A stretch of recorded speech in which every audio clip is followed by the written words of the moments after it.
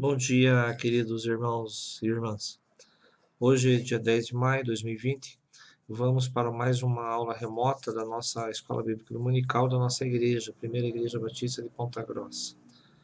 Hoje vamos ver a lição número 1 da revista Compromisso da editora Convicção. Estudaremos os livros do apóstolo Paulo aos Gálatas, Efésios, Filipenses e Colossenses. Muito bem, meus irmãos. Para nós podermos dar início ao estudo propriamente dito, nós temos que entender algumas coisas. Primeiro, qual a magnitude das cartas do apóstolo Paulo e o seu objetivo em escrevê-las, e quem era Paulo, né? Então, antes de a gente abordar esses assuntos, é importante a gente dar uma analisada sobre Paulo, né? Paulo era nascido na cidade de Tarso, uma cidade grega do Mediterrâneo, que possui um grande centro comercial e cultural do Império Romano. Por isso, Saulo tinha a cidadania romana. O fato de Saulo possuir uma cidadania com a sua descendência dava a ele o direito de ter livre acesso a todas as cidades e províncias do seu tempo. A vida de Saulo foi planejada para que ele ocupasse uma liderança na religião judaica. Com isso, ele se tornava um grande defensor da sua fé, não permitindo que nada viesse a manchar toda a sua dedicação, tomando para si uma certa responsabilidade em abafar o cristianismo na sua raiz. E essa determinação se torna maior, com essa determinação, Saulo se torna, por dizer assim, o maior perseguidor dos cristãos da época. Saulo respirava a perseguição, não contra as pessoas, mas sim contra o movimento que era chamado cristianismo. E o seu foco era caçar a igreja como uma conduta fundamental para ele. Isso está relatado muito bem lá em Atos 9, de 1 a 2, onde a gente observa que ele respirava ameaças de morte, né? Da mesma maneira, para Saulo, a perseguição à igreja era vital, e isso estava constantemente no seu pensamento e na sua respiração, como se fizesse parte da sua constituição física. Saulo era um perseguidor capaz de cometer grandes barbaridades, e esse fato é comprovado quando escreve a sua primeira carta a Timóteo, manifestando a realidade passada da sua vida, afirmando que era um blasfemo, perseguidor e insolente. Isso está lá em Timóteo, 1 Timóteo de 1 a 13, né? Bom, em virtude disso, essa perseguição, muitos dos cristãos foram embora para outras cidades. Então, o que Saulo consegue? Saulo consegue uma autorização do sumo sacerdote para poder atuar em diversos locais perseguindo os cristãos, né? E isso ele conseguiu através da sua influência judaica, né? E consegue lá com o sumo sacerdote uma carta para que ele pudesse perseguir os cristãos. Numa dessas peregrinações em perseguição, ele caminha para a cidade de Damasco, com a finalidade de encontrar vários cristãos novamente, prender e mandar para Jerusalém. Isso narrado lá em Atos 9, 12. Né? Desculpe, perdão. Atos 9, de 1 a 2. Aí o que acontece? O perseguidor da igreja agora está no encalço de todos os cristãos, né, indo para Damasco, e é exatamente nessa viagem, quando ainda estava com muito ódio pelos cristãos, foi alvo de uma coisa surpreendente que aconteceu na sua vida, trazendo um novo rumo à história do cristianismo e à sua vida também.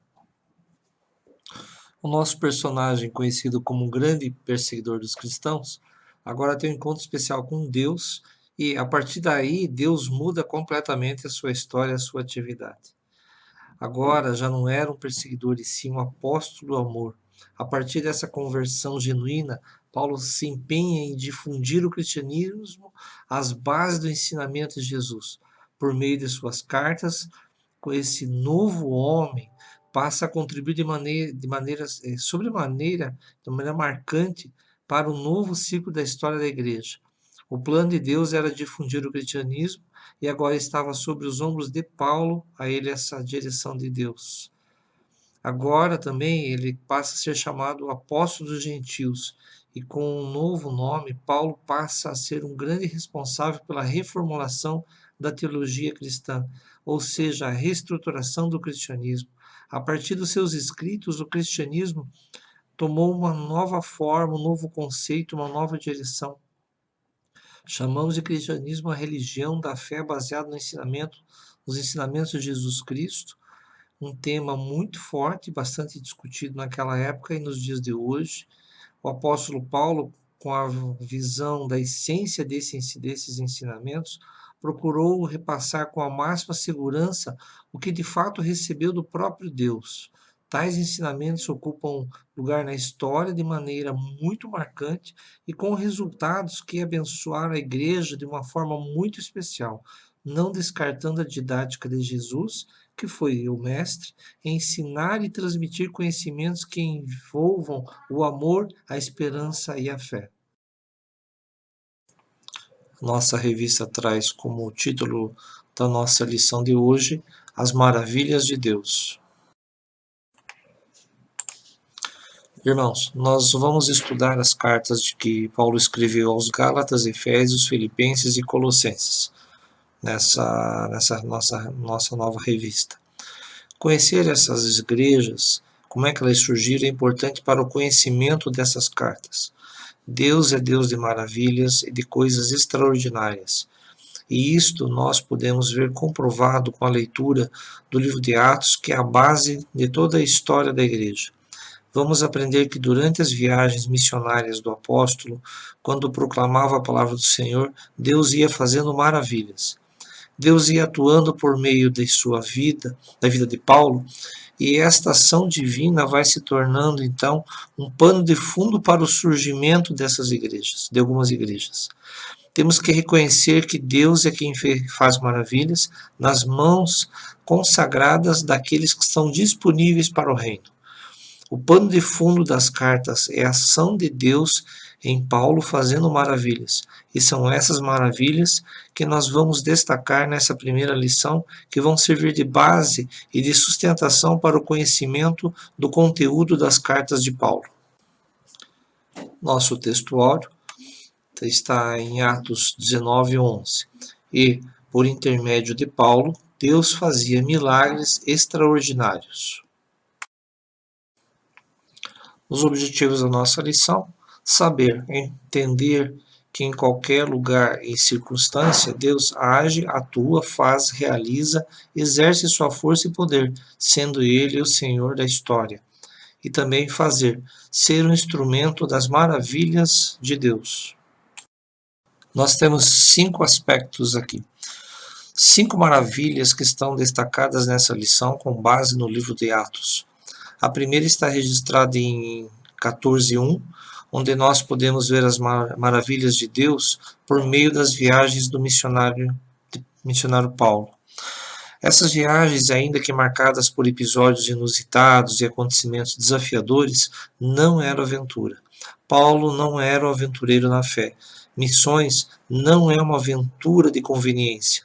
Paulo sabia aonde deveria ir e o que deveria fazer. E Paulo tinha como princípio estratégico o tempo.